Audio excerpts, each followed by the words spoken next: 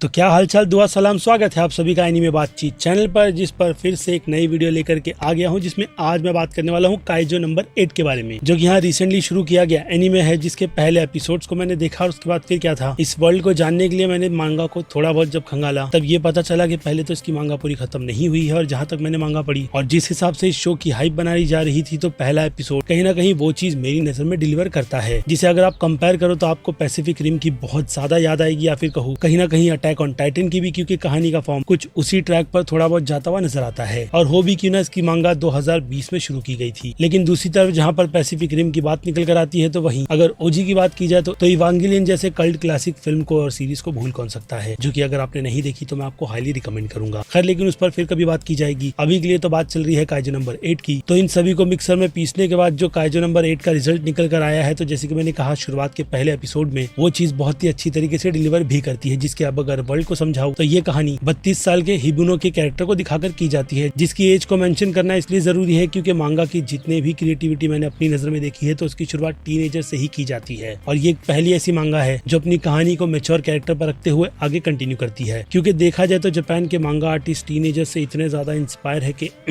जो उनके लिए टैबू नहीं, लेकिन बाहर की कंट्रीज के लिए टैबू ही माना जाता है। लेकिन हाँ, उस पर भी फिर कभी बात की जाएगी, क्योंकि ऐसा एक और एनीमे मैंने देख रखा है जिस पर मुझे अच्छे से बात करनी है। लेकिन अभी के लिए तो जहाँ पर मैं आपको काइजो नंबर 8 के वर्ल्ड को समझा रहा था, तो उस पर फिर से आ जाए तो हिबुनो के कैरेक्टर पर फोकस करे तो एज 32 साल है, और वो किसी न किसी तरीके से फिलहाल तो मॉन्स्टर स्वैपिंग क्लीनिंग कॉर्पोरेशन में काम करता है। यानी काइजोस के मरने के बाद जो भी गंदगी वहाँ पर होती है, उन सब में वो हाथ बटा करके कहीं ना कहीं अपना योगदान ही दे रहा है, जिसमें वो कहूंगा कि बहुत ज्यादा एक्सपर्ट है, क्योंकि ऐसा उसके सीनियर कहते हैं, जो बार बार उसे ऐसे घिनौने काम के लिए भेजते हैं, जिसके बारे में आप सीरीज देखो तो आपको पता चल जाएगा कि मैं किस बारे में बात कर रहा हूँ। लेकिन अगर उसके असल सपने की बात करें तो उसका सपना था डिफेंस फोर्स को ज्वाइन करना, जो कि अनफॉर्चुनेट वो फिलहाल तो ज्वाइन नहीं कर पाया। उसके बाद फिर क्या था, उसकी एज निकल गई और उसकी एज के लोगों को डिफेंस फोर्स में नहीं लिया जाता, और इन सब में मीना का कैरेक्टर निकल कर आता है, जो कि बचपन की हिबुनो की बेस्ट फ्रेंड है, और उन दोनों ने साथ में शपथ ली थी कि वो बड़े होकर के डिफेंस फोर्स को ज्वाइन करेंगे। जो देखा जाए तो टेक्निकली दोनों कर ही रहे हैं, लेकिन अलग अलग फील्ड में। पर मीना इतने ज्यादा टॉप लेवल पर पहुंच गई है कि वो 3rd डिवीजन में आती है, यानी कि एक ऐसा डिवीजन जिस डिवीजन के लोग काइजोस को मारने में बहुत नहीं बल्कि काफी ज्यादा एक्सपर्ट है। और इसके अलावा एक नाम शोशी होनोरो का भी है, अगर नाम गलत रहा हूं तो उसके लिए सॉरी। लेकिन हाँ, अब भावना को तो समझ ही सकते हो कि मैं किसके बारे में बात कर रहा हूँ, क्योंकि ये कैरेक्टर भी बैडएस है, जिसके बारे में सीरीज देखना आपको पता चल जाएगा। क्योंकि बात की जाए यहाँ पर फिर से लीड कैरेक्टर की, तो वो अपनी इस दुनिया में कहीं ना कहीं अकेला ही है, लेकिन इस बीच उसकी दोस्ती रीनो के कैरेक्टर से हो जाएगी, जो किसी ना किसी तरीके से डिफेंस फोर्स को ज्वाइन करना चाहता है। और फिर उनकी ये दोस्ती, और फिर इसके अलावा कीकिरो नाम के कैरेक्टर की जो एंट्री होगी, भाई बकचोद कैरेक्टर है, जो इस यूनिवर्स में सिर्फ और सिर्फ खुद को परफेक्ट ही मानती है, और ऐसे में उसका झगड़ा हिबिनो के कैरेक्टर से बहुत ज्यादा होगा, क्योंकि एक पॉइंट पर आकर के हिबिनो बनता है इस यूनिवर्स का काइजो नंबर 8। और अब इन सबसे उसके बीच क्या क्या मुसीबत आएगी, और क्या वो अपने दोस्त को प्रोटेक्ट करने में कामयाब होगा भी या नहीं, ये एनीमे फिलहाल तो अभी उस पर फोकस नहीं कर रहा, क्योंकि अभी के लिए तो इस शो का पूरा फोकस लीड कैरेक्टर और उसकी मुसीबतों पर ही है। और एनीमे में जो पावर अप करने वाली चीजें चलती है, वो भी आपको नजर आ जाएगी, जिन सब पर अब ये शो सुनने में आ रहा है कि 12 एपिसोड्स का रहेगा। जो अब मैं आपको बताऊं तो मांगा पढ़ने के बाद मुझे काफी ज्यादा मिड लगा है, यानी एक एवरेज सा एनीमे, जिस पर हाँ कहूंगा कि मांगा से बहुत ही ज्यादा बेहतर काम असल मायने में इसके एनिमेशन पर हुआ है। यानी एनिमेशन की क्वालिटी टॉप नॉच है, जो कि कहीं ना कहीं मुझे लगता है कि फैंस के बीच इसका बज़ एनीमे को लेकर के बहुत ही ज्यादा बना देगी, जो कि इसके आने से पहले से ही था। इसलिए कई लोग जब इस शो को मुझे देखने के लिए कह रहे थे, तो मैं तभी समझ गया था कि ये एक ऐसे बैंड वैगन के लोग हैं जो बस उस भीड़ में किसी भी तरीके से शामिल होना चाहते हैं। लेकिन जब इसके पहले एपिसोड को देख करके मुझे ऐसा फील हुआ है, तो वो बात मैंने आपको बताकर एक हिसाब से इसके वर्ल्ड में क्या कुछ चल रहा है वो चीजें भी दी है। बाकी अब देखते हैं कि आगे ये एनीमे कैसा चलता है, और आगे चलकर क्या मांगा से थोड़ा बहुत भी हटकर, जो कि इम्पॉसिबल है, ये शो अपनी इस जर्नी में फैंस की उम्मीदों पर और कितना ज्यादा खरा उतरता है। क्योंकि सोलो लेवलिंग ने तो भाई पेस्टिंग के नाम पर जो हगा है, उससे तो ये बात साबित हो जाती है कि मेकर्स उस शो को लेकर के कितनी ज्यादा मिल्किंग करने वाले हैं। By the way, video Solo Leveling पर यही कहीं ऊपर दिए गए आई बटन पर आपको दिख रही होगी, जिसमें मैंने डिटेल में बात की है। बाकी अब काइजो नंबर 8 को लेकर के आपकी क्या राय बनती है, वो आप मुझे कमेंट में लिख करके बताना, क्योंकि मेरी तरफ से मैंने 100% कोशिश की है कि मैं आपको इसके यूनिवर्स से रिलेटेड और काइजो नंबर 8 कैसा है, हाँ मांगा में भी, उस बारे में बता सकूं। यानी कि मेरा काम यहाँ पर खत्म होता है, बाकी अब बनती है आपकी राय। इसके अलावा मैं हूँ अजीज एनीमे बातचीत चैनल, जिसे अगर आपने सब्सक्राइब नहीं किया है तो कर लो, क्योंकि ऐसी वीडियोस इस चैनल पर आती रहेगी, इस बात की गारंटी मेरी है। तो फिर क्या जल्दी मिलते हैं दूसरे ही ऐसे किसी एनीमे के साथ। Till then